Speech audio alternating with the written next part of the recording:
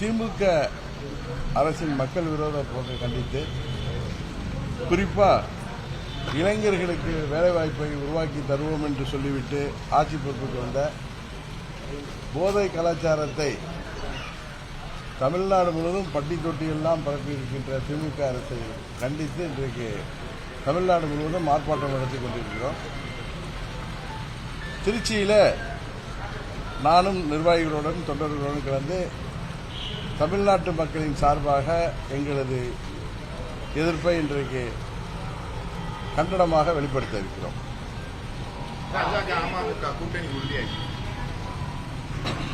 கூட்டணி உறுதியாயிட்டு பாஜக சார்பாக பாஜகவின் மாநில தலைவர்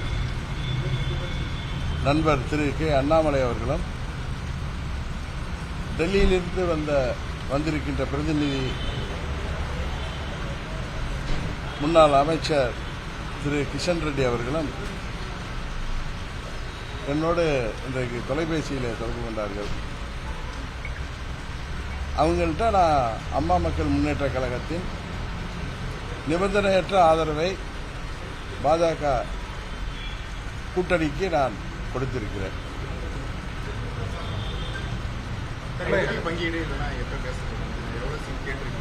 உங்களுக்கு நல்லா தெரியும், 2-3 மாதங்களாக நாங்கள் தொடர்ந்து பாஜகவை சேர்ந்த தமிழ்நாட்டைச் சேர்ந்த முக்கியமான நிர்வாகியுடனும் மத்தியிலிருந்து அனுப்பப்படுகின்ற நிர்வாகிகளுடன் பேசிட்டு இருக்கோம்னு சொல்லியிருக்கேன். பல முறை பேசியிருக்கோம். இன்றைக்கு அதிகாரப்பூர்வமாக அவர்கள் என்னோடு நேற்று சென்னைக்கு திரு கிஷன் ரெட்டி அவர்களும் மத்திய அமைச்சர் திரு வி.கே. சிங் அவர்களும் வந்திருக்காங்க. என்னால் அவர்களை சந்திக்க முடியவில்லை, ஏன்னா நான் திருச்சிக்கு வந்திருக்கிறதுனால. அதனால் தொலைபேசியில் திரு அண்ணாமலை அவர்கள் என்னோட தொடர்பு கொண்டார்கள். அவங்கள்ட்ட பேசி என்னுடைய ஆதரவையும் ஏற்கனவே எங்களது கோரிக்கையெல்லாம் அவங்களுக்கு தெரியும். கூட்டணியில் தொகுதி சம்பந்தமான எங்களது அம்மா மக்கள் முன்னேற்ற கழகத்தின் தேவைகளை ஏற்கனவே அவங்கள்ட்ட நாங்கள் கடிதம் மூலமே கொடுத்துருக்கோம். எல்லாவற்றையும் சுமூகமாக பேசி பாஜக தலைமையிலான இந்த கூட்டணி உறுதியாக இந்தியாவில் ஆட்சி அமைப்பார்கள், மீண்டும் ஆட்சி அமைப்பார்கள். திரு நரேந்திர மோடி அவர்கள் தான் பிரதமராக போவது உறுதி என்பது எல்லோருக்கும் தெரியும். தமிழ்நாட்டிலும் ஒரு சிறப்பான வெற்றியை பாஜகவிற்கு பெற்றுத் தருவதற்கு நான் பலமுறை சொன்னது போல அம்மா மக்கள் முன்னேற்ற கழகம் ஒரு அணிலை போல உதவிகரமாக இருக்கும். பொதுவாக தேர்தல் கூட்டணிங்கிறது வந்து எண்ணிக்கை அடிப்படை தான். ஆமாம், ஏன்னா கொள்கை அடிப்படையில் இல்லை. நீங்கள் என்ன மாதிரி சீட்டுகள் கேட்டிருக்கீங்க, அவங்க வந்து ஒத்துக்கிட்டாங்களா? அதாவது கொள்கை அடிப்படையில் எல்லாம் ஒரே கட்சியாக இருந்துட்டு போயிடலாம். தேர்தலுக்கு யார் இப்பொழுது பிரதமராக வேண்டும் அப்படிங்கிறது அந்த பாராளுமன்ற தேர்தலுக்கு முக்கிய விஷயம். அதனால அந்த பாஜக கட்சியை வலுப்படுத்துகின்ற விதமாக தமிழ்நாட்டில் அதிக இடங்களை பாஜக கூட்டணி பெற வேண்டும் என்பதற்காக நாங்கள் அன்கண்டிஷனலாக ஆதரவு தெரிவிச்சிருக்கோம். சில வதந்திகளைப் போல பொய் செய்திகளைப் போல எங்கள் மீது பாராமுகமும் கிடையாது. அது மாதிரி சொன்னதும் தவறு. எங்களோட தொடர்ந்து பேசிகிட்டு இருக்காங்க.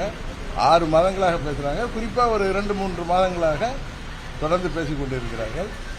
எந்தெந்த தொகுதி என்பதெல்லாம் பிரச்சனையே கிடையாது. எங்களுக்கு எத்தனை தொகுதி என்பதும் பிரச்சனை இல்லை. ஆனால் அவர்களுக்கும் தெரியும் எங்களுடைய தேவை என்ன என்பதும் அவங்களுக்கு தெரியும். அம்மா மக்கள் முன்னேற்ற கழகத்திற்கு எது நியாயமான கோரிக்கை என்பதுதான் நாங்கள் வைப்போம். அது அவர்களுக்கு தெரியும். அதெல்லாம் உரிய நேரத்தில் அதெல்லாம் உங்களுக்கு தெரிவிப்போம். எங்களுக்கு எந்தவித நிர்பந்தமுமே இதுவரை கிடையாது. அது பொய், இனிமும் இருக்காது. ஏன்னா அதெல்லாம் ஒரு பொய் வதந்திகள் தான். அது பல முறை சொல்லியிருக்கோம். எந்த சின்னத்தை பற்றிலாம் அவங்க எந்த முறையும் எங்கள்கிட்ட இந்த சின்னத்தில் இருந்தீங்க அது அப்படின்னு சொல்லுவோம். நாங்கள் ஒரு ரீஜனல் பார்ட்டி, எங்களுக்குன்னு தேர்தல் ஆணையம் ஏற்கனவே சின்னம் உறிஞ்சிருக்கு, குக்கர் சின்னம். அந்த சின்னத்தில் போட்டியிட மறுபடியும் நாங்கள் உரிய நேரத்திலேயே நாங்கள் அதுக்கு மனு செஞ்சுருக்கோம். அதனால் நாங்கள் எங்களுக்கு ஒதுக்கப்படுகின்ற குக்கர் சின்னத்தில் உறுதியாக போட்டியிடுவோம். இன்னொன்று, எந்த கட்டத்திலையுமே பாரதிய ஜனதா கட்சியோ யாருமே எங்களை நீங்கள் இந்த சின்னத்தில் நிற்கணும் அப்படிலாம் எங்களுக்கு நிர்பந்திக்கவும் இல்லை. அது போன்ற அச்சுறுத்தலும் இல்லை. ஆனால் இப்போ ஒரு சின்ன நெருடல் என்னன்னா, அதிமுக கூட தொடர்ச்சியா இன்னமும் வந்து பாஜக வந்து கூட்டணிக்கா பேசிக்கிட்டு இருக்காங்க அப்படின்னு சொல்லிட்டே இருக்காங்க. அந்த நேரத்தில் உங்களோட நிலைப்பாடு என்ன இருக்குண்ணா? அதாவது உங்களுக்கு முதலே சொன்னேன், பாஜக மத்தியில் ஆட்சி அமைக்கணும், அதற்கு திரு நரேந்திர மோடி அவர்கள் 3வது முறையாக பிரதமர் ஆவது நாட்டிற்கு ஒரு சிறப்பான எதிர்காலத்தை அமைத்து தருவார் என்ற நம்பிக்கையில் நிபந்தனையற்ற ஆதரவு தருவோம்னு நாங்கள் சொல்லிட்டோம். அதுக்கப்புறம் அரசியலில் நீங்கள் சொல்கிற மாதிரி எந்தவித ஒரு காலகட்டம் வந்தாலும் அம்மா மக்கள் முன்னேற்ற கழகம் தனது நிலைப்பாட்டில் உறுதியாக இருக்கும். ஆனால் ஒருவேளை அப்படி அதிமுக கூட பாஜக கூட்டணி வச்சா நீங்கள் ஒரு நட்சத்திர பிரச்சாரா இருக்கீங்க, நீங்கள் வந்து ஓபிஎஸ் உடைய ஒரு இபிஎஸ் உடைய ஆதரவாளர் போட்டியிருந்த அந்த தொகுதியில் உங்க வந்து பிரச்சாரம் பண்ணுவீங்களா? நீங்கள் சொல்கிற மாதிரி யூகங்கள்லாம் அது போல வருகின்ற பட்சத்தில் என்னுடைய நடவடிக்கையிலேருந்து உங்களுக்கு தெரியும். இது ஒன்றும் எதுவும் அது சம்பந்தமான கோரிக்கைகள்லாம் நாங்கள் ஏற்கனவே அடுத்த கட்டமாக நான் இன்றைக்கு அவர்களை சந்திக்க வர முடியல.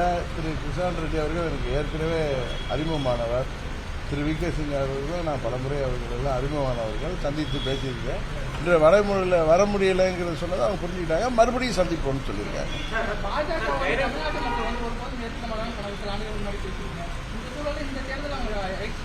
இல்லை நான் என்ன சொல்லியிருக்கேன், ஒரு தொலைக்காட்சி பேரில் சொன்னதை திருச்சி சொல்கிறாங்க. அதாவது தமிழ்நாட்டு மக்களுக்கு எதிரான திட்டங்களை அமல்படுத்தினால் அது போன்ற நிலை நீடித்தால் வாழ்நாள் முழுவதும் என்னால் அவங்களோட போக முடியாதுன்னு சொல்லியிருக்கேன். அதிலிருந்து உங்களுக்கே தெரியும், ஸ்டெர்லைட் விவகாரமாக இருக்கட்டும், தமிழ்நாட்டு விவசாயிகளை பாதிக்கிற மீத்தேன், ஹைட்ரோ கார்பன் திட்டங்களாக இருக்கட்டும், அதுபோல் பல்வேறு தமிழ்நாட்டு மக்கள் விரும்பாத ஏற்றுக்கொள்ளாத திட்டங்களை எல்லாம் அவங்க ஒன்றும் எதுவும் ப்ரெஷரைஸ் பண்ணுறது இல்லைங்கிறது உங்களுக்கு தெரியும். இன்னும் வருங்காலத்தில் தமிழ்நாட்டுக்காக நிறைய திட்டங்களை வழங்குவோம், நிறைய தமிழ்நாடு முன்னேறுவதற்கு உதவிகள் செய்வோம் என்று பிரதமர் மோடி பலமுறை சொல்வது உங்களுக்கு தெரியும். அதனால் எந்த உறுத்தலும் இல்லாமல் தான் நாங்கள் ஒரு அரசியல் இயக்கமாக பாஜக என்கிற அரசியல் இயக்கத்தோட கூட்டணி.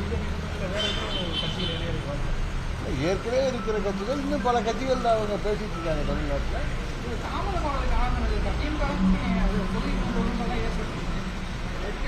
அவங்க எனக்கு தெரிந்த வரைக்கும் அவங்க பல மாநிலங்கள் எல்லாம் முடிச்சுக்கிட்டு தமிழ்நாட்டுக்கு இப்போ வந்திருக்கிறாங்க. அதுதான் எனக்கு தெரிந்தவரை அதான் என்னுடைய அனுமானம். இன்னொன்று எங்கள்கிட்ட தொடர்ந்து பேசிட்டு இருக்காங்க. அதனால அதில் எந்த கேப்பும் இல்லை. அஃபீஷியலாக இன்னைக்கு எங்களுக்கு அவங்க அதிகாரப்பூர்வமாக இன்னைக்கு திரு அண்ணாமலை அவர்களும் திரு கிஷன் ரெட்டி அவர்களும் என்னோட தொடர்பு கொண்டாங்க. இதுக்கு முன்னாடி பலமுறை நாங்கள் அவர்களோட பேச்சுவார்த்தை நடத்தினோம். ஜெயலலிதா வந்து மோடியா லேடியான்னு சொல்லி முன்வைச்சாங்க. மோடிக்கு எதிராக தன்னை பிரதமர் வேட்பாளராக முன்வைச்சாங்க. அப்படி இருக்கிற காலகட்டத்தில் நீங்கள் அம்மாவோட பெயரில் கட்சி ஆரம்பிச்சு நடந்திருக்கீங்க. ஆனால் அந்த மோடியை நீங்கள் பிரதமர் ஆகிறேன்னு சொல்லியிருக்கீங்க. அதாவது 99 பாராளுமன்ற பொதுத் தேர்தலப்ப எங்கள் அம்மா வந்து இனிமேல் நான் வந்து பிஜேபியோட கூட்டணியே போக மாட்டேன்னு சொன்னாங்க.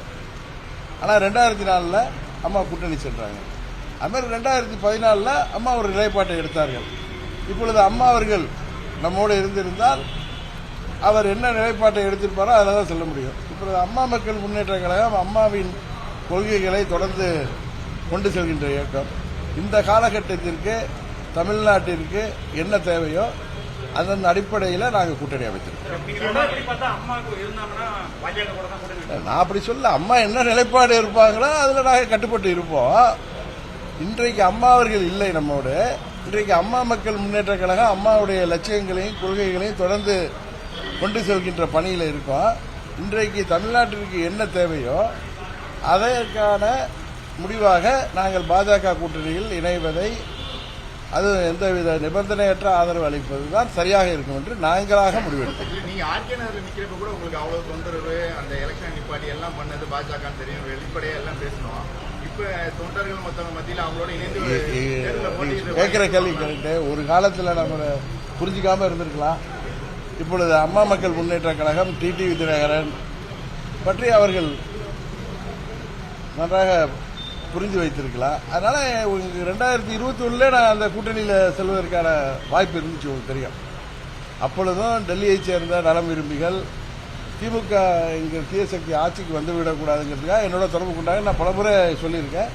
அதனால நான் 40 தொகுதிகள் எங்களுக்கு கொடுங்க, எங்கள் கூட்டணியில் நான் கூட போட்டியிடவில்லை, என்னை கேட்ட பழனிசாமி கம்பெனி பயப்படுவாங்க, நான் நிற்கலன்னு சொல்லி தான் கேட்டேன். பட் அது சரிவராமல் போட்டு தனித்து நின்றோம். ஆனால் இப்போ பாஜக தலைமையிலான கூட்டணி அவர்கள் எங்களோட நட்போடு பேசிக் கொண்டிருக்கிறார்கள். நாங்களும் அவர்களோட நட்போடு வருங்காலத்தில் அவர்களோடு நட்புடன் பயணிக்க வேண்டும் என்கிறதோட நாங்களும் அவங்கள்ட்ட பேசிட்டு இருக்கோம். எங்களை அவர்கள் நன்றாக புரிந்து வைத்திருக்கிறார்கள், நாங்களும் அவர்களை நன்றாக புரிந்து வைத்திருக்கிறோம். அதனால கூட்டணிக்கு சொல்லுவோம். ஆனால் நீங்கள் போட்டியிடுறதுக்கான வாய்ப்புகள் இருக்காங்க? அதை பற்றி நான் இன்னும் முடிவெடுக்கல. எனக்கு அந்த மாதிரி தேனியில் போட்டிடுறேன், சிவகங்கையில் போகிறப்ப இந்த மாதிரி உங்க மாதிரி கூட நண்பர் சிவகங்கையில் போட்டிடுறீங்களா, திருச்சி சொல்கிறாங்களா, தஞ்சாவூர் போனால் தஞ்சாவூரில் கேட்குறாங்க. பாஜக மதசார்பான கட்சியா இல்லையா? பாஜக மதசார்பான கட்சியா இல்லையா? பாஜக இந்தியாவின் வளர்ச்சிக்கான ஒரு இயக்கம். அவங்களுடைய கொள்கைகள் உங்களுக்கோ எனக்கோ சில உடன்பாடு இல்லாமல் இருக்கலாம். ஆனால் அவங்க இதா அதான்னு நீங்கள் கேள்வி கேட்குறப்ப நான் என்னுடைய பதில், இந்தியாவின் வளர்ச்சிக்காக இந்த காலகட்டத்திலே தேவையான ஒரு கட்சி பாஜக என்பதுதான் என்னுடைய நிலைப்பாடு. ஆனால் இப்போ தொகுதி பங்கீடுங்கிறது வந்து நீங்கள் மட்டும் தான் பேசி முடிச்சிருக்கீங்களா, உங்களுக்கு தான் சுமூகமாக இருக்கா, இல்லை ஓபிஎஸ் சேர்த்து நீங்கள் பேசுறீங்களா? அதை பற்றி உங்களுக்கு அவரே தான் எனக்கு பதில் சொல்லியிருக்காரு. நானும் அவர்கள் அரசியலில் ஒன்றா இணைந்து பயணிப்போங்கிறது ஏற்கனவே எடுத்த முடிவு. நான் இது சென்னையில் இருந்தால் நானும் அவர் கூட போயிருக்கலாம். நான் இங்கே இருந்துட்டேன், போக முடியல. நாங்கள் அம்மா மக்கள் முன்னேற்ற கழகத்திற்கான தொகுதிகளை பற்றி தான் பேசுவோம். அவர் அவங்களுடைய கட்சி சம்பந்தமான தொகுதிகளை பற்றி பேசுவாங்க. இந்த தேர்தல் அரசியலை பற்றி சின்னம்மாவுடைய நிலைப்பாடு என்ன வருது? நீங்கள் அவங்கள பார்க்குறப்ப கேட்டால் தான் அது தெரியும். தேர்தல் ஆணையர் வந்து இப்ப பதவி அவர் ரிசைன் பண்ணியிருக்காரு. இது இப்ப இந்த தேர்தல் வந்து நியாயமா நேர்மையா நடக்கும்னு நம்புறீங்களா? அதாவது 3 தேர்தல் ஆணையர்கள் இருந்தாங்க. உடனே நான் பிஜேபி கூட்டணிக்கு போறதுனால பேசுறேன்னு சொல்லாதீங்க. என்ன ஒரு காமன் மேல என்னுடைய பார்வை என்னன்னா, 3 தேர்தல் ஆணையர்கள் இருந்தாங்க. ஒரு தலைமை தேர்தல் ஆணையர், 2 தேர்தல் ஆணையர்கள். ஒருவர் வந்து ஏற்கனவே ரிட்டையர் ஆயிருக்காரு, அடுத்தவர் நியமிக்கிறோம். இன்னொருத்தர் திடீர்னு நேரத்தை முந்தின நாள் ரிசைன் பண்ணியிருக்காரு. அதுக்காக மறுபடியும் தேர்தல் ஆணையரை நியமிக்கிறதுக்கான கூட்டம் 15வது நடக்கிறதா சொன்னாங்க. அதனால இதுல தேர்தல் மறுபடியும் அவங்க தேர்தல் ஆணையர்களை நியமிச்சுட்டு தானே எலெக்ஷன் நடத்துவாங்க. ஆனால் எதிர்கட்சிகளை பொறுத்த வரைக்கும் அண்ணாமலை வந்து ஒரு மிகப்பெரிய கொடூரமா பேசுறாரு, போறாரு. அவர் தன்னோட தகுதியை மீறி பேசுறாரு. அது குறிப்பா அவர் பால் எடுத்துக்கு நீங்க வச்சுக்கலாம், ஏன் தகுதிக்கு அவர்கிட்ட நான் பேசுறதா அப்படிலாம் கேட்கிறாரு. ஆனா அந்த மாதிரி அண்ணாமலை வந்து உங்கள்கிட்ட எப்படி நடந்துக்கிறாரு, சரியா நடந்துக்கிறாரா, அதை பத்தி சொல்லுவாங்க. உங்களுக்கு தெரியும், நான் இப்போ யதார்த்தமாக பேசக்கூடியவன், எதையும் அன்னைக்காக ஒரு செய்தி பேச மாட்டேன். திருப்ப நான் திருச்சி வரப்போ உங்களை எல்லாம் சந்திக்கணும். எப்போ இல்லை, இன்றைக்கு இல்லை, இன்னும் 10 வருஷம் காலம் என்னுடைய பதில் நீங்கள் திருப்பி கேட்டால் அது எப்பயுமே ஒரே பதிலாக தான் இருக்கும். உங்களுக்கு தெரியும், என்னோட அவர் நான் பழகிற வரைக்கும் ஒரு நல்ல படித்த அதிகாரியாக செயல்பட்டவர், நல்ல புத்திசாலியாக இருக்கிறாரு. இன்னொன்று தெரியும் உங்களுக்கு, நான் ஸ்ட்ரைட்டாக பேசுவேன். அவர் என்னிடம் நட்போடவும் எதையும் திறந்த மனதோடு பேசுகிறார். அதனால எனக்கு அவர் ஒரு பிடித்த நண்பராக இருக்கிறார். திருப்பி அதே கேள்விதான்.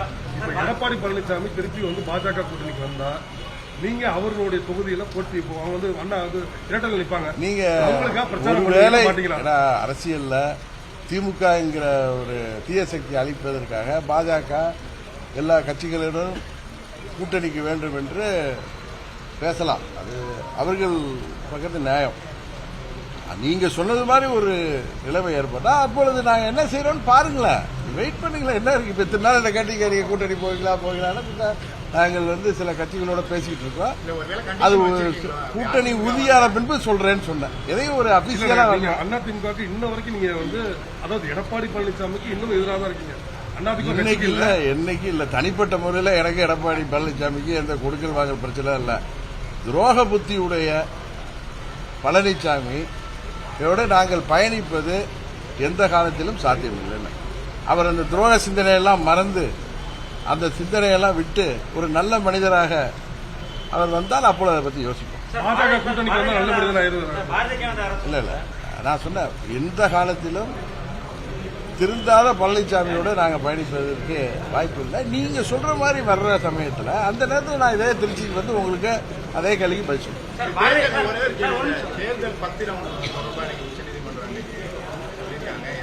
நீங்க என்ன சொல்லிருக்காங்க?